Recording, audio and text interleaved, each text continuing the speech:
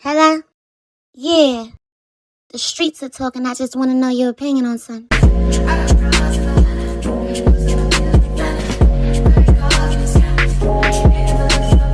Hey y'all, welcome back to the streets.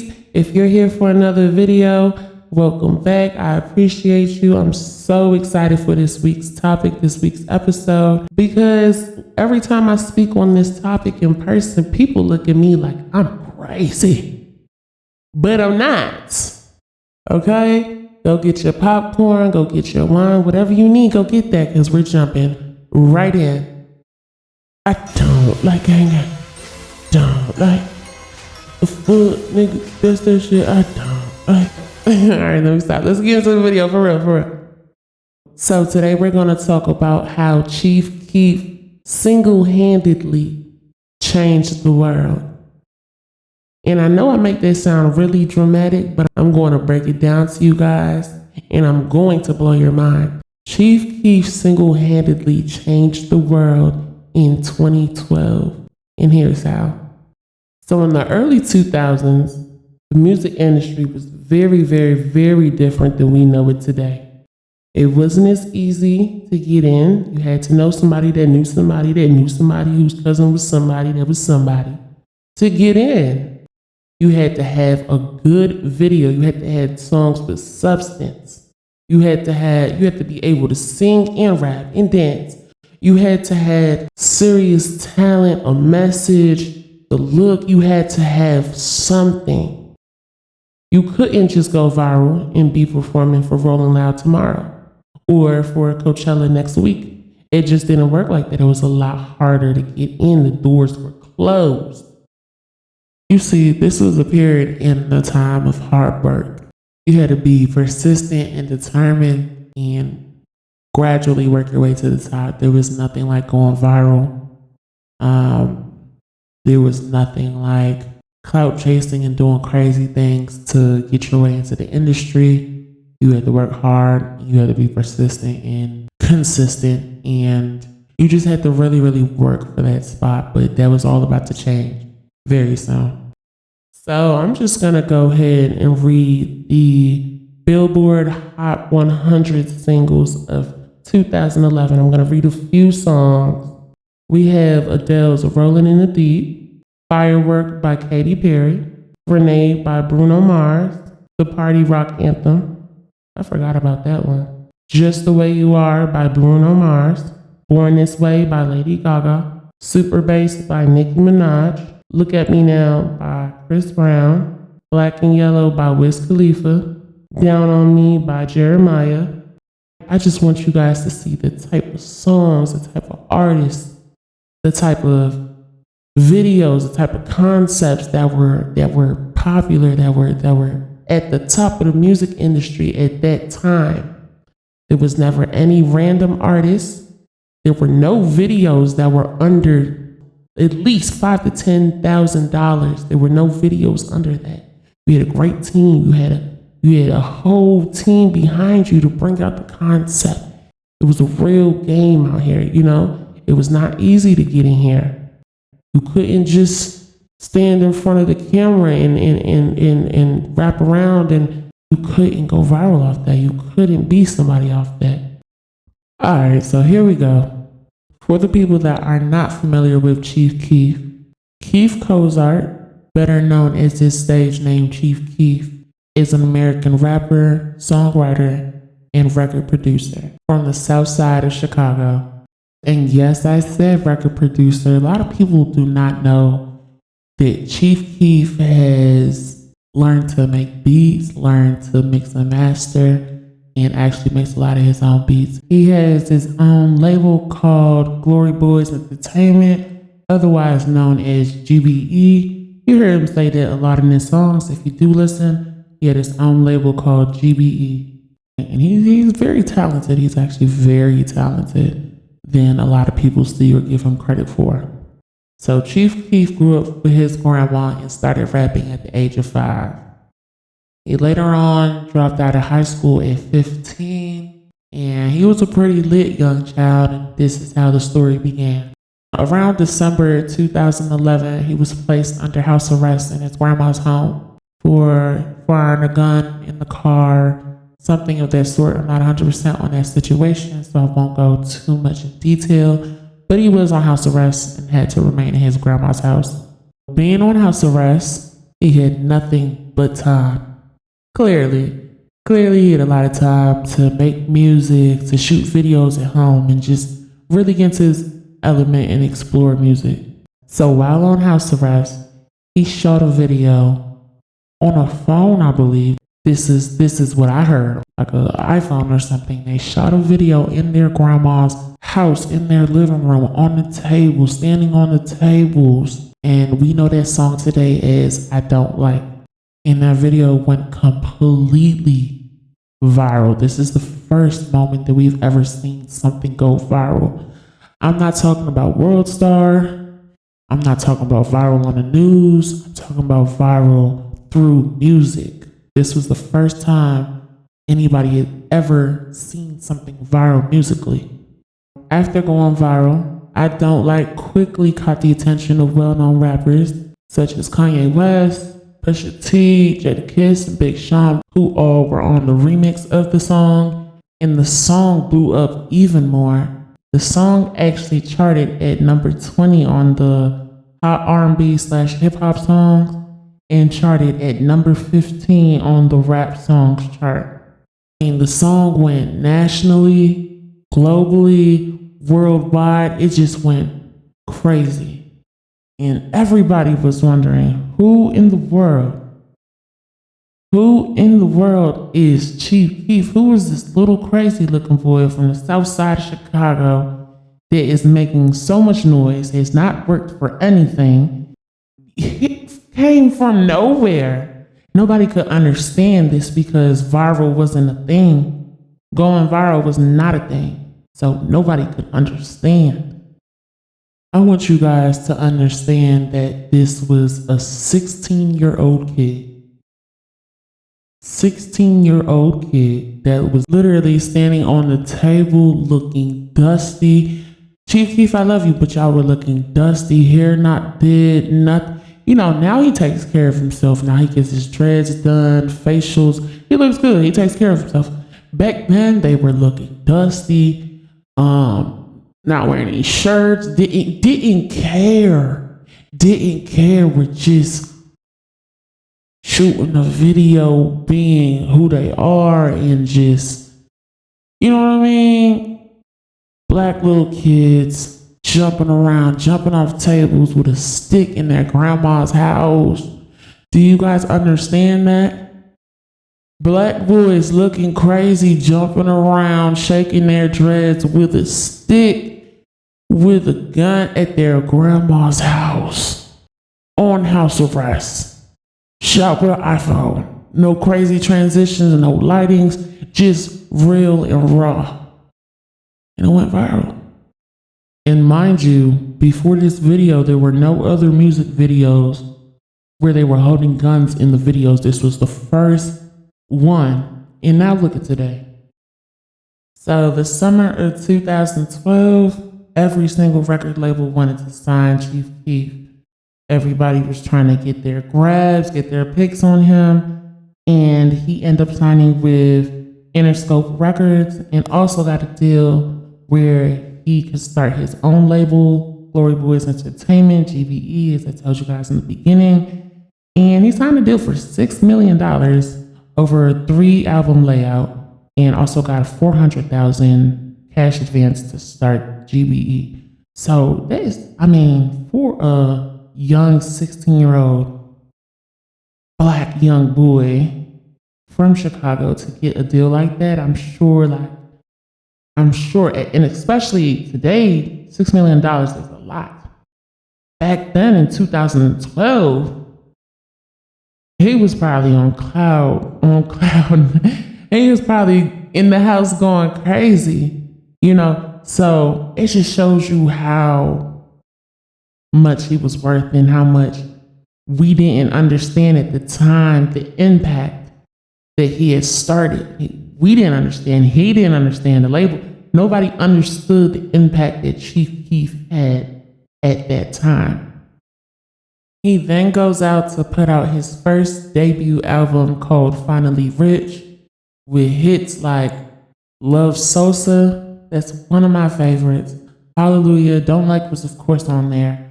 Hate Being Sober was on there with 50 Cent and Wiz Khalifa. Diamonds with French Montana was on there. Laughing to the Bank, that's a classic. 300 with Rick Ross. Understand Me with Young Jeezy. I mean, do you guys see the names on this? Finally Rich, Sitco, Kobe.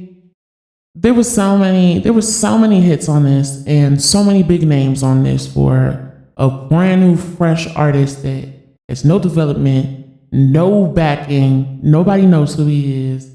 I mean, he was just going crazy at this time, and his first album, Finally Rich, definitely solidified his position in the rap game.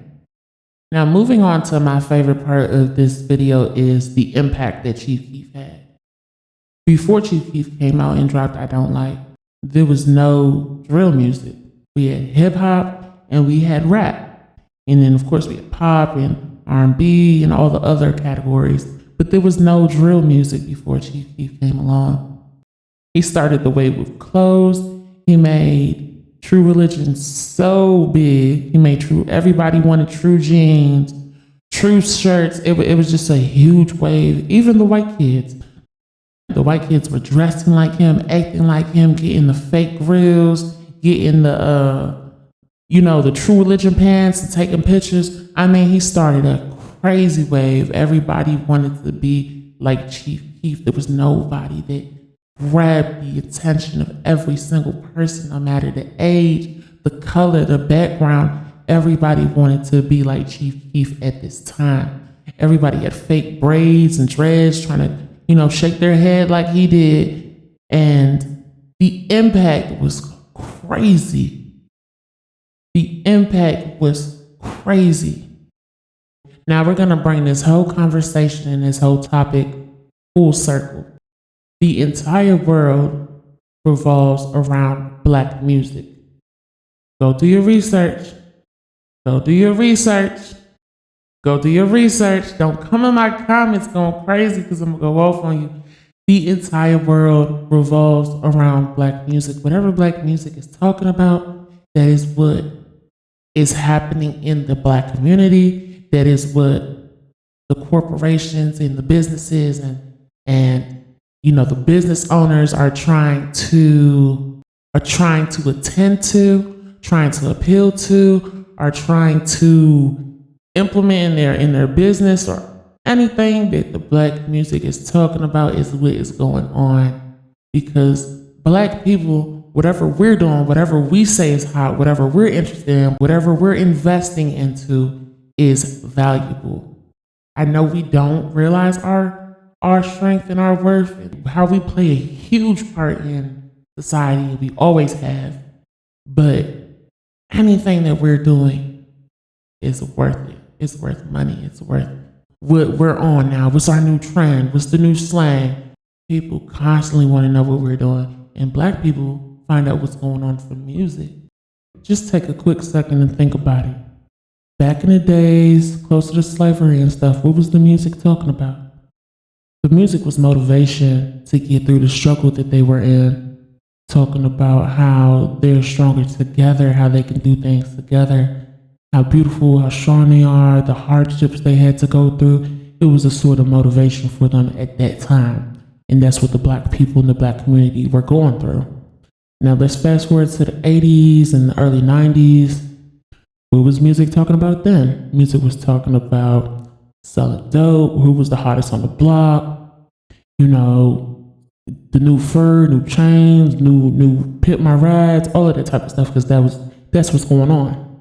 Nowadays, we don't have a lot of people too much standing on the block and stuff like that. Our music is different now towards what we're doing now. So music always evolves and always changes topics with what the Black community has going on. So when Chief Keef came in 2012 and changed the dynamic of music and brought that drill, the craziness, the I don't give a fuck attitude, the guns, fuck you, standing on my grandma's couch and I don't care, I don't like you, I don't like these niggas, I don't like this, I don't like that, I don't like nobody. When he brought that attitude and the music took over and he had that huge impact and that huge rollout, the entire world had to shift to that.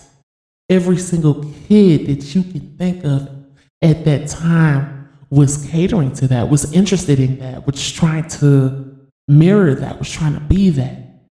So businesses, corporations, every single thing, the music industry, the labels, the executives, the A&Rs, everybody had to shift. Now, when the companies, corporations, labels have to shift something, it makes a shift in the entire market, okay?